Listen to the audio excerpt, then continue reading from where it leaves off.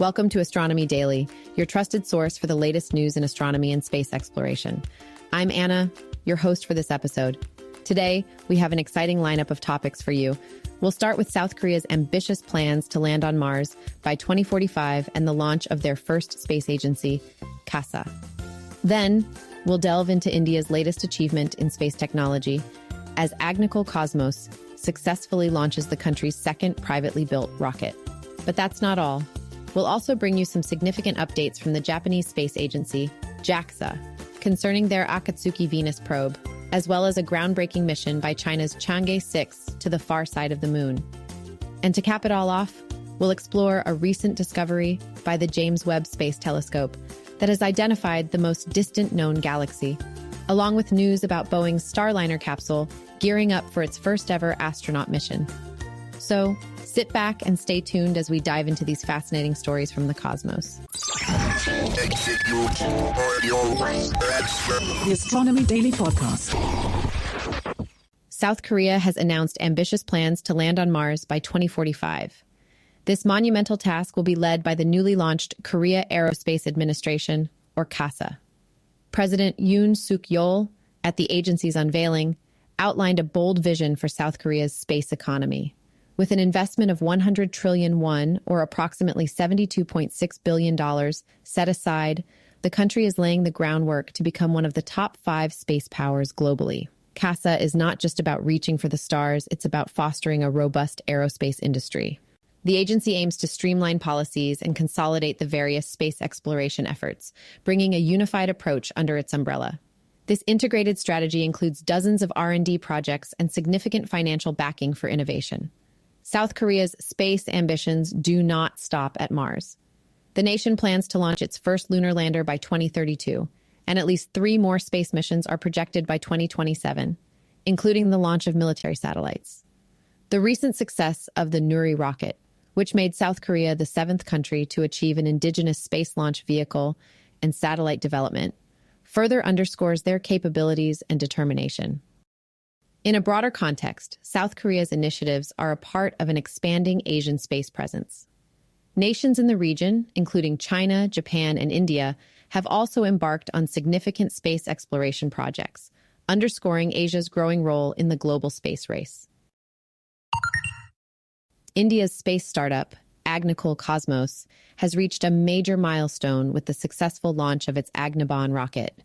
This marks the country's second privately built rocket, and what makes this achievement particularly notable is that it tested the first Indian semi-cryogenic engine using both gas and liquid fuel.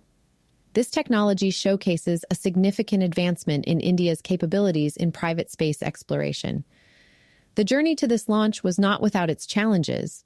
The Agniban's first flight attempt experienced delays due to technical issues, with the most recent cancellation occurring just 5 seconds before liftoff. However, on Thursday, persistence paid off as the customizable 2-stage launch vehicle achieved a vertical ascent to a maximum altitude of approximately 8,076 meters before its ocean splashdown. All mission objectives were met, and the performance was described as nominal, showcasing the reliability and robustness of Agnikul's innovative semi-cryogenic engine, which was also the first to be realized through additive manufacturing. This success has bolstered confidence in India's private space sector, reflecting Prime Minister Narendra Modi's ongoing push for privatization and commercialization in space activities. The significance of this mission was underscored by Pawan K. Gunka, chairman of the space regulator InSpace, who hailed it as a historic moment. It reflects India's growing capabilities in the sector and positions Agnikul Cosmos as a pioneering force within the private space industry. Indeed, this mission marks an important step forward, signifying India's readiness to compete on a global scale in space technology and exploration. The Japanese space agency, JAXA, has recently lost contact with its Akatsuki spacecraft, which has been dedicated to studying the climate of Venus since 2015. This mission, originally launched in 2010, faced early hurdles, having failed to enter Venus's orbit during its initial attempt. However, it remarkably succeeded on a second try after 5 years, thanks to the ingenuity and persistence of JAXA engineers. Despite the recent communication setback, Akatsuki has exceeded its primary mission goals and contributed significantly to our understanding of Venusian atmospheric dynamics. Its observations have provided unexpected insights, enriching our knowledge about Earth's neighboring planet. Currently, JAXA's Institute of Space and Astronautical Science, ISIS, is making concerted efforts to restore communication with the spacecraft. Even if these efforts do not succeed, Akatsuki's mission stands as a testament to the problem-solving prowess of JAXA's engineers and the valuable data they have gathered on Venus's climate. China is making waves in lunar exploration with its Chang'e 6 mission, poised to land on the far side of the moon and return with precious lunar samples. Scheduled for a landing on June 1st, the mission marks another ambitious step in China's expanding space program. The Chang'e 6 spacecraft, which launched aboard a Long March 5 rocket on May 3rd, aims to collect about 2 kilograms of material from a region that remains largely unexplored due to its permanent position facing away from Earth. This presents significant challenges for direct communication, but China plans to overcome this with the use of its Queqiao-2 relay satellite, which will facilitate communication between Earth and the spacecraft. The lander is targeting the Apollo crater in the Moon's southern hemisphere, a site that could provide insights into the water ice trapped in the region and help explain the origins of the larger South Pole Aitken impact basin. Equipped with a robotic scoop and drill, the lander will dig around 2 meters into the lunar surface to extract samples. Once the samples are collected, they will be ascended from the lander to meet with the orbiting module. A return capsule will then carry the lunar material back to Earth, with an expected arrival date of June 25th, landing in Inner Mongolia. The mission's success could significantly enhance our understanding of the Moon's composition and geological history, while also laying the groundwork for future crewed missions. With Chang'e 6, China continues to demonstrate its growing capabilities and ambitions in space exploration. In an extraordinary discovery, scientists using the James Webb Space Telescope have identified the most distant known galaxy, a hitherto unseen landmark in the vast expanse of the cosmos. This galaxy, observed a mere 290 million years after the Big Bang, offers an unparalleled glimpse into the early universe. The team of international astronomers focused their efforts during the JWST Advanced Deep Extragalactic Survey, employing Webb's NIRSPEC, or near-infrared spectrograph, to achieve this record-breaking finding.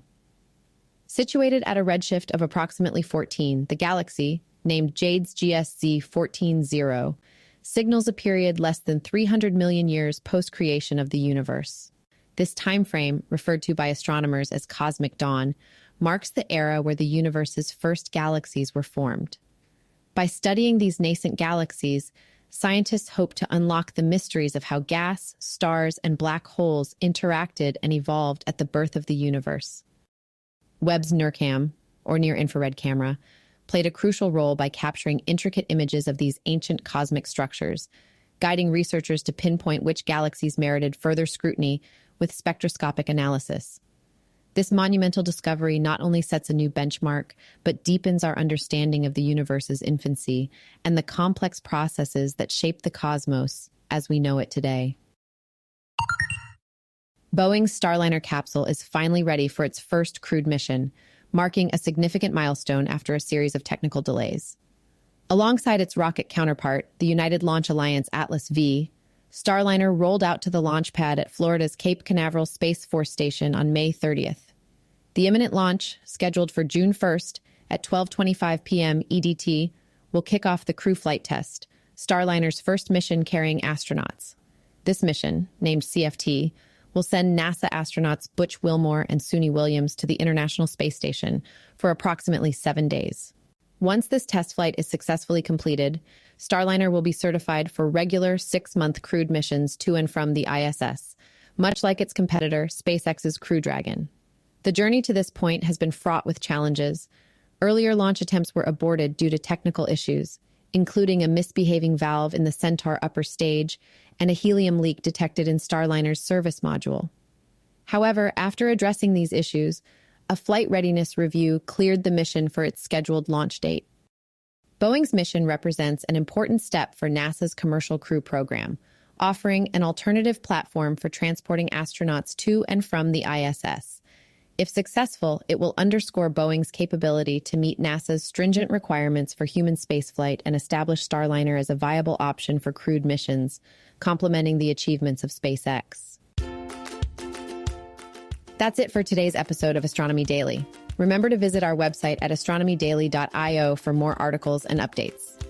While you're there, don't forget to sign up for our free astronomy and space newsletter to stay informed about the latest developments in the cosmos. A special thanks to our sponsors, who help us deliver this content daily: NordPass, NordVPN, Proton Mail, and Amazon. You can find offer details on our website. And finally, make sure to subscribe to our podcast, available wherever you get your podcasts, and follow us on social media. You'll find us on X, formerly known as Twitter and YouTube. This is Anna signing off. Thank you for tuning in, and we'll see you next time on Astronomy Daily.